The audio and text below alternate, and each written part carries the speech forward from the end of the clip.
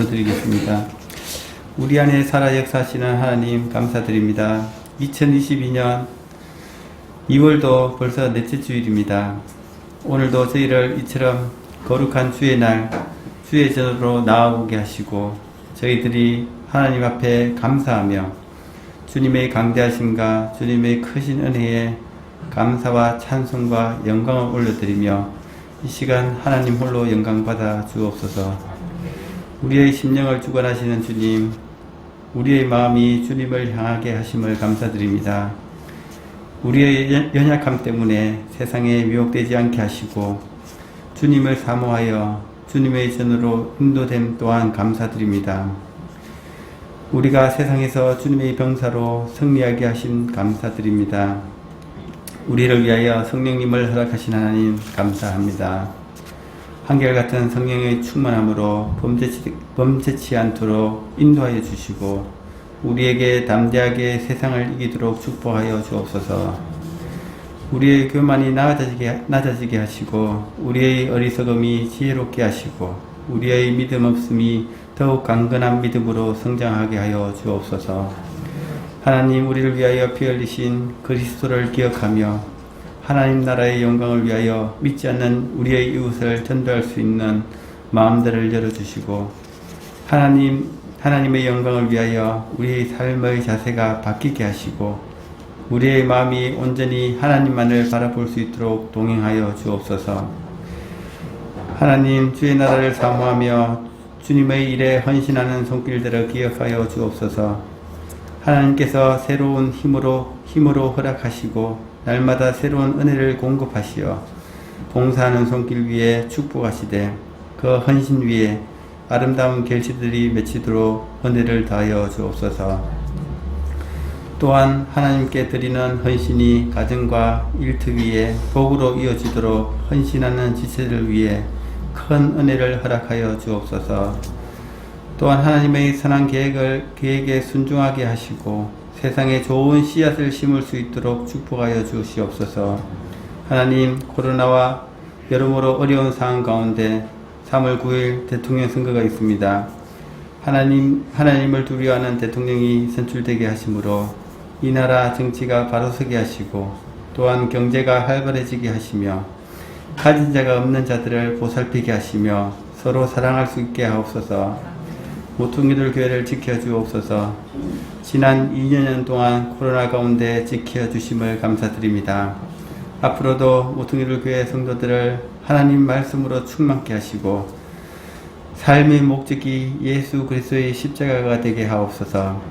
3월부터 목장을 계획하고 있습니다. 하나님께서 각 목장 가운데 선하게 인도하여 주시고 서로를 중보기도함으로 초대교회 같은 성령의 은혜를 누리는 목장들 되게 하여 주시옵소서. 질병 가운데 있는 지체들을 지켜주시고 주님을 통하여 치유되게 하시고 하나님과 함께한 욥처럼 하나님을 더욱 의지하고 삶의 전부를 드리는 마음들을 허락하여 주시옵소서. 코로나로 발걸음이 뜸한 지체들을 기억하시고 그의 마음을 주장하여 주시고 새로운 마음들을 열어주셔서 하나님과의 사랑을 경험하도록 인도하여 주옵소서. 또한 목회에 전념하시는 목사님을 영육간의 강건함과 성령의 충만한 은혜를 주시옵소서. 늘 기도를 통하여 하나님과 영적 교제가 있는 삶이 되게 하옵소서. 세계 열방 가운데 하나님의 사명을 감당하기 위해 세계 곳곳에서 흩어져서 기후도 민족도 언어도 다른 사람들 사이에서 맡은 바 직무에 충성을 다하고 있는 선교사님들을 기억하시고 하나님께서 온갖 어려움과 수고를 친히 담당하여 주시고 위로하시고 축복하여 주시옵소서. 오늘 이 시간 말씀을 전하시는 박성수 선교사님 위에 함께 하사 성령의 권능으로 붙들어 주시고 주님의 권세와 주권이 선포되는 귀한 은혜의 시간 되게 하옵소서. 또한 우리의 심령에 귀한 말씀의 나무가 자랄 수 있도록 축복하여 주시옵소서.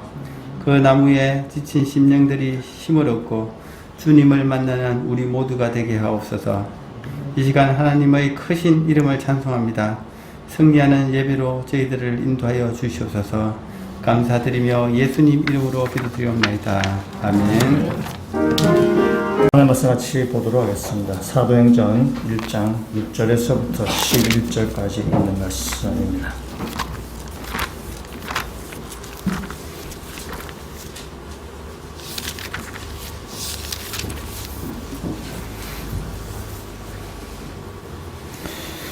사도행전 1장 6절에서부터 11절까지 있는 말씀 제가 읽고 마지막 11절 말씀은 같이 읽도록 하겠습니다.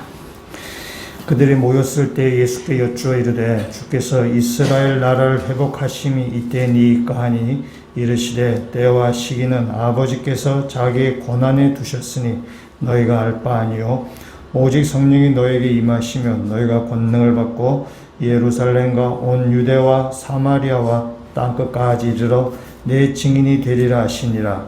이 말씀을 마치시고 그들이 보는데 올려져 가시니 구름이 그를 가리어 보이지 않게 하더라. 올라가실 때에 제자들이 자세히 하늘을 쳐다보고 있는데 흰옷 입은 두 사람이 그들 곁에 서서 이르되 갈릴리 사람들아 어찌하여 서서 하늘을 쳐다보느냐. 너희 가운데서 하늘로 올려지신 이 예수는 하늘로 가심을 본 그대로 오시리라 하였느니라. 아멘. 이 시간에는 우리 아브라함 선교사님 오셔서 예수님의 증인이라는 말씀으로 말씀 전해 주실 때에 우리 박수로 같이 환영하도록 하겠습니다.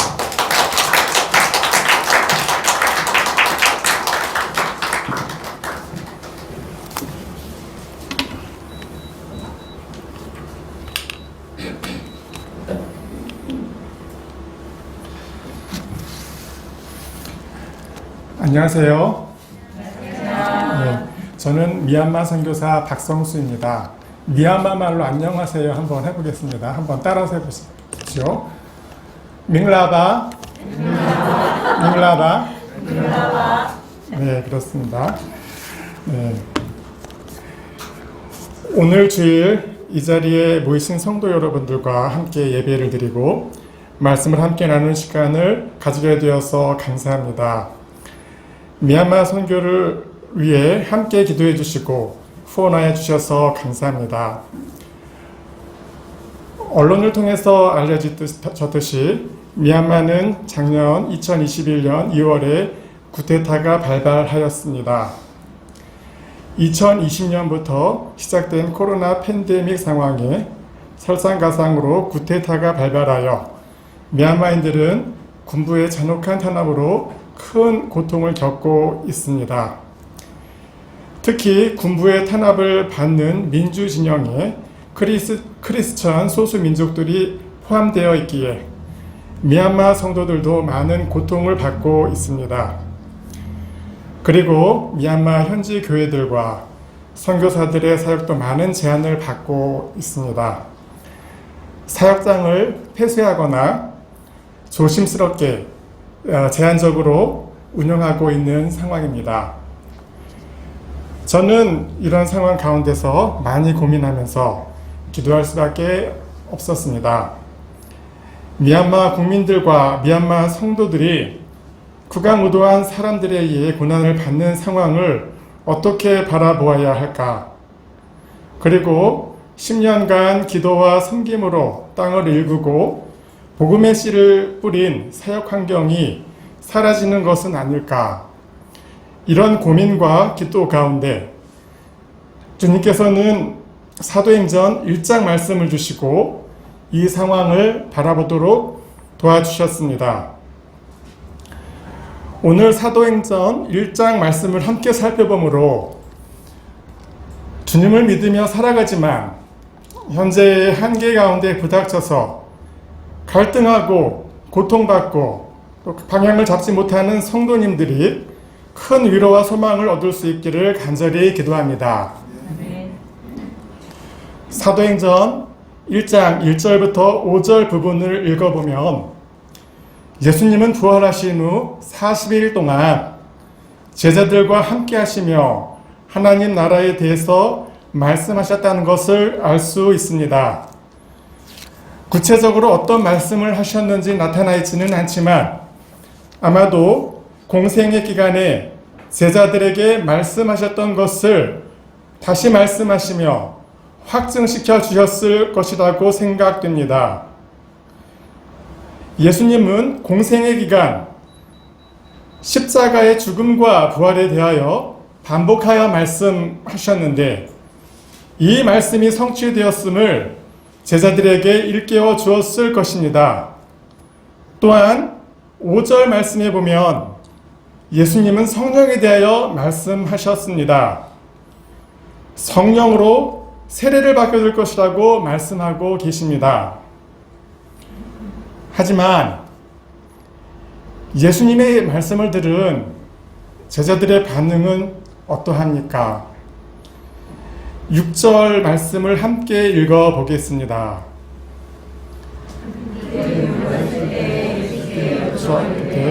주께서 이스라엘 나라를 회복하심이 이때니까. 제자들은 예수님이 하시는 하나님 나라 성령에 대한 말씀을 그나마 듣고 있지 않고 있었습니다. 이해할 수가 없었으니까요. 그리고 머릿속에 현실 문제에 대한 생각으로 가득 차 있었으니까요. 예수님이 이스라엘에서 제자들과 활동하던 시기는 AD 1세기로 로마가 이스라엘을 식민 통치하던 때였습니다. 로마는 식민 통치 초기에는 종교적 관용 정책을 폈으나 후에는 유대인들의 반란을 이유로 성전을 헐어버릴 정도로 심하게 탄압하였습니다. 이런 상황에서 유대인들 가운데 어떤 사람들은 로마로부터의 독립을 위하여 투쟁을 하였습니다. 이런 배경 가운데서 제자들은 예수님에게 질문하였던 것입니다. 이스라엘 나라를 회복하심이 이때니까. 이스라엘 나라의 회복은, 독립과 회복은 제자들에게 너무나 절박한 현실 문제였던 것입니다.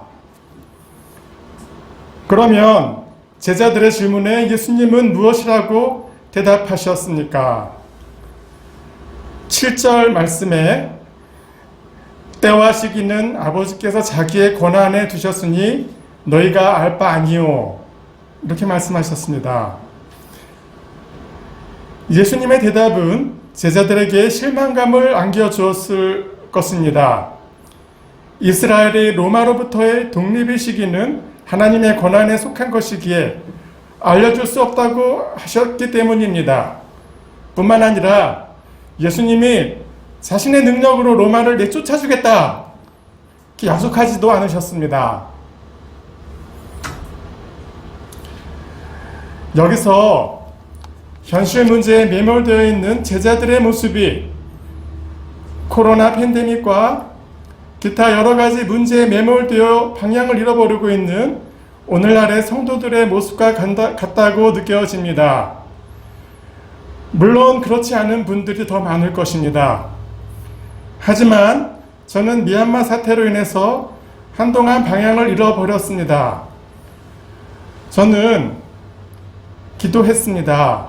하루빨리 미얀마와 전 세계의 팬데믹이 종식될 수 있게 해주세요. 하루빨리 미얀마에서 쿠데타가 종결되고 미얀마 국민들을 진정으로 위하는 민주정부가 설 수 있게 해주세요. 하지만 주님은 이러한 기도의 요청을 속히 이루어 주시고 않고 계신 것 같습니다.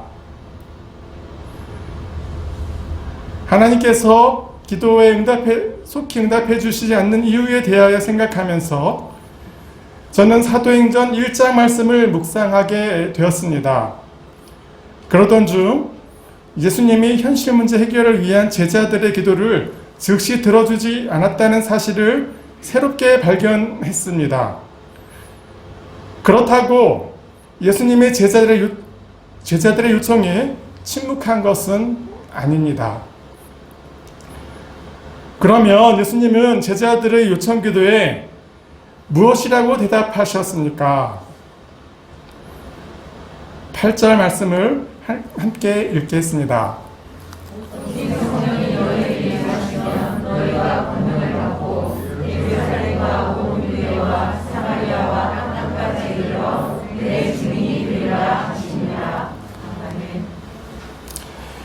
예수님은 제자들에게 성령을 약속하시면서 제자들에게 유대로부터 시작해서 땅끝까지 이르러 주님의 증인이 되라고 삶의 방향과 우선순위를 정해주고 계십니다. 이것이 예수님의 응답인 것입니다. 로마로부터 이스라엘의 독립에 우선순위를 두지 말고 성령의 능력으로 주님의 증인이 되라는 것입니다. 예수님이 이스라엘의 독립이 필요 없다고 말씀하신 것은 아닙니다. 이스라엘의 독립이 필요하지만 지금은 아니라는 것입니다. 먼저 성령의 능력과 인도함을 따라 세상 사람들에게 주님의 증인으로 살라는 것입니다. 저는 이 말씀을 묵상하면서 미얀마 사태를 다시 바라보게 되었습니다. 주님은 미얀마 사람들이 미워서 미얀마를 버린 것이 아닌 것입니다. 오히려 주님은 코로나 팬데믹과 구테타의 상황에서도 선한 목적을 가지고 일하고 계시다는 것을 알 수 있었습니다. 제 자신이 상상하고 계획한 대로가 아니지만 주님은 여전히 일하고 계시다는 것을 알 수 있었습니다. 그리고 성령께서 인도해 주시고 열어주신 방향을 따라 예수님을 계속 증거해야 한다는 것을 깨닫게 되었습니다.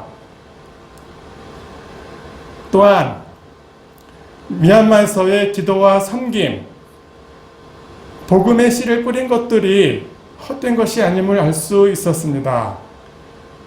씨를 뿌리고 비가 내리고 시간이 지나야 싹을 틔우는 것이기에 현재의 시간은 인내하는 시간이라는 것을 알게 되었습니다.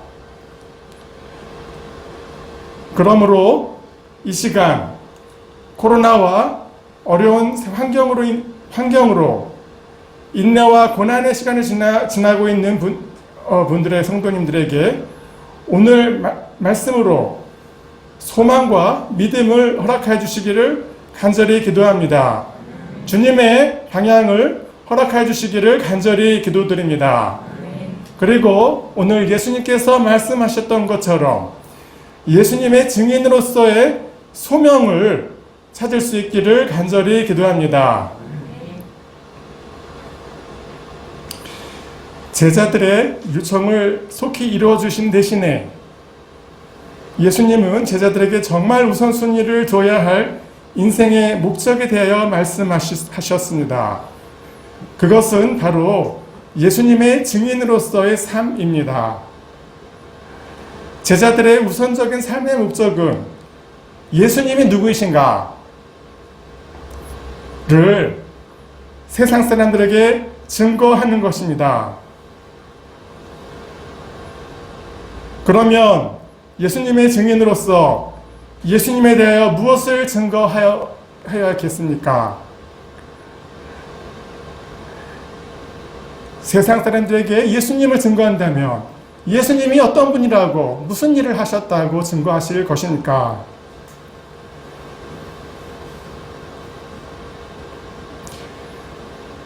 예수님에 대하여 증거해야 할 내용을 알기 위해서는 복음서에서 예수님께서 하신 말씀들을 살펴보아야 합니다. 제가 마가복음 1장 15절을 읽어보도록 하겠습니다. 이르시되 때가 찼고 하나님의 나라가 가까이 왔으니 회개하고 복음을 믿으라 하시더라. 예수님의 증인으로서 세상 사람들에게 첫 번째로 증거해야 할 내용은 죄악된 삶을 회개하고 복음을 믿고 살라는 것입니다. 속여서 다른 사람들의 것을 강탈하는 것만이 죄가 아닙니다. 보다 근본적인 죄는 인생과 생명의 주인 되신 하나님을 무시하고 사는 것입니다.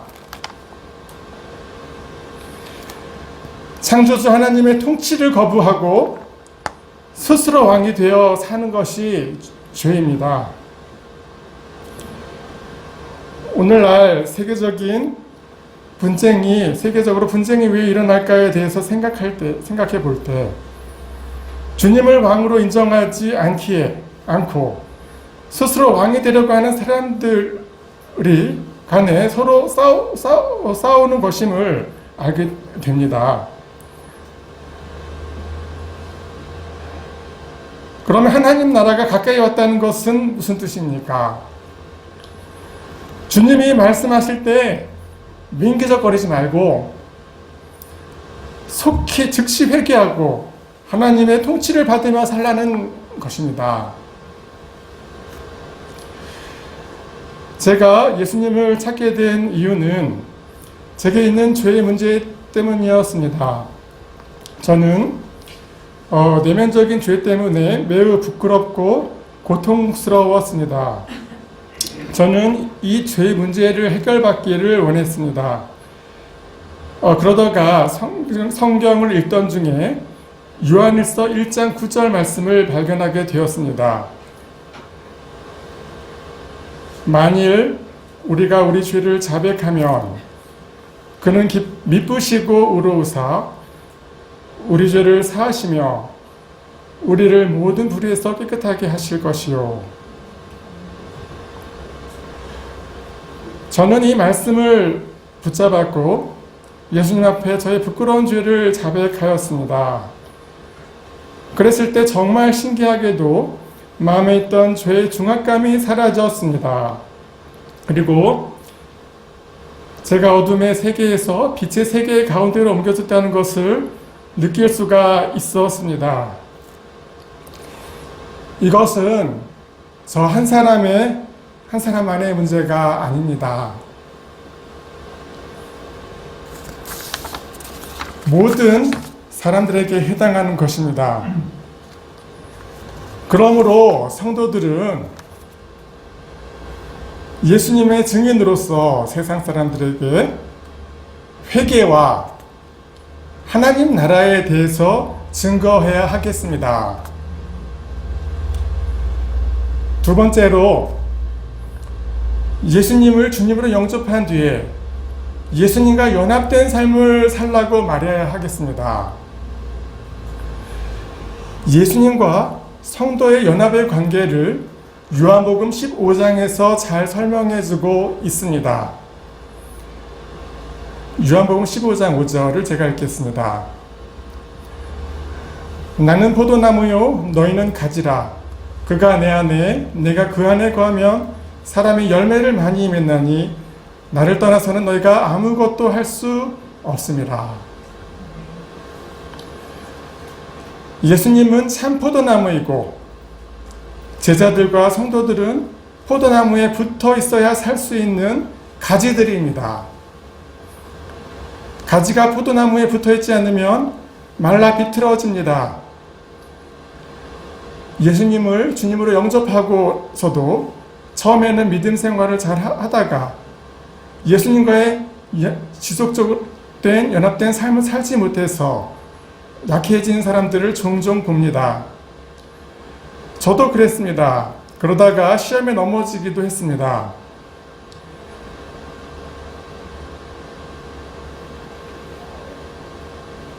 신앙생활이란 자기가 열심히 해서 열매를 많이 맺는 것이 핵심이 아닙니다.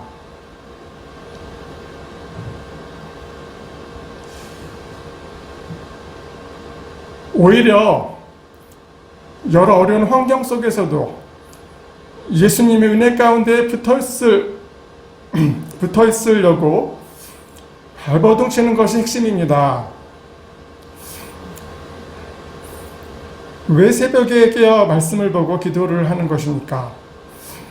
바리새인들과 같이 자신의 신앙적인 의의를 나타내려고 하는 것입니까? 아닙니다. 모진 풍파와 시련 가운데서도 예수님의 은혜를 붙들기 위해서입니다. 왜 가정 예배를 드리고 주일 예배를 드립니까? 예수님을 만나고 은혜를 구하고 은혜 베푸신 주님의 이름을 높여드리기 위해서입니다. 전 앞에서 두 가지를 말씀드렸습니다. 증거해야 될 내용 두 가지를 말씀드렸습니다. 하지만 더 말씀드리고자 하는 것들이 많지만 추후에 기회가 있으면 더 말씀드리기를 원합니다. 결론입니다. 요즘 세계 상황을 보면 계속해서 사람들에게 큰 피해를 주는 사건과 사고가 발생하고 있다는 것을 보게 됩니다. 코로나 팬데믹, 미얀마 쿠데타, 아프가니스탄 극단주의 세력인 탈레반의 재등장, 러시아와 우크라이나 전쟁이 연이어 발생하였습니다. 또 얼마의 시간이 지나 어떤 사건들이 터질지 모르겠습니다. 미얀마 쿠데타나 최근 우크라이나 상황을 보면서 인생의 고난은 크리스천이나 비크리스천들에게 동일하게 닥친다는 것을 다시 한번 깨닫게 됩니다. 그런데 이런 고난의 시기에 성도들은 세상 나라의 한계를 뛰어넘는 하나님 나라와 예수님의 복음의 가치를 드러낼 수가 있습니다. 그러면 세상의 정치, 사회적 혼란과 또 자연재해 속에서 우리 성도들은 어떻게 살아야 할까요? 물론 이런 혼란의 수습을 위해서 기도하고 힘써야 합니다. 백신을 개발 보급하고 정치적 타협이 이루어지도록 중재가 이루어질 수 있도록 기도해야 합니다. 그리고 기후변화에 따른 재해를 막기 위해 이산화탄소 발생 감소를 위해 기술 개발을 위해서도 기도하고 일해야겠습니다.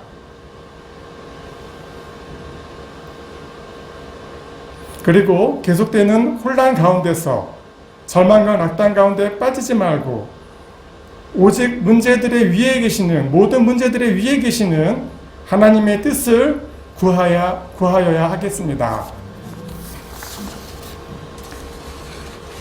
그리고 무엇보다 오늘 예수님께서 말씀하셨던 것처럼 삶의 초점과 우선순위를 모든 나라와 민족들에게 예수님의 증인으로 복음을 전하고 예수님이 누구신가를 증거하는 것에 두어야 하겠습니다.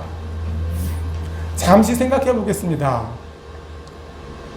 예수님을 세상 사람들에게 증거하고 있기를 원합니다. 무엇을 내가 만난 예수님은 누구십니까? 예수님은 누구십니까? 각 사람마다 조금씩 간증이 다를 것입니다. 그러나 우리가 만난 예수님을 증거하는 삶을 살아야 하겠습니다. 기도하겠습니다. 살아계신 하나님 아버지, 저희들은 오늘날 혼돈의 시대를 살아가고 있습니다. 저희들도 이 혼란 가운데 힘겨워서 주님께 더욱 나가고 주님을 의지하게 됩니다. 저희가 바쁘다고 주님과 함께하는 시간을 소홀히 했던 것을 회개합니다. 이 혼란의 시기에 문제 해결들을 위해 주님의 지혜와 방법을 구합니다. 주님과 함께함으로 이 혼란한 시기를 극복하기를 원합니다. 이 혼란한 시기를 통과하기를 원합니다. 언제 이러한 세상의 문제들이 해결될지 알 수 없습니다. 하지만 이 시기를 주님과 함께함으로 주님과 더욱 가까워지기를 원합니다. 저희들에게 주님의 증인이라고 살라고 말씀하셨습니다. 저희가 이 혼란한 시대에 세상 사람들에게 주님의 증인이 되기를 원합니다. 저희들의 삶의 초점과 우선순위가 주님의 증인으로서 증인으로서의 삶에 맞춰지게 하여 주옵소서. 예수님의 이름으로 기도하였습니다. 아멘.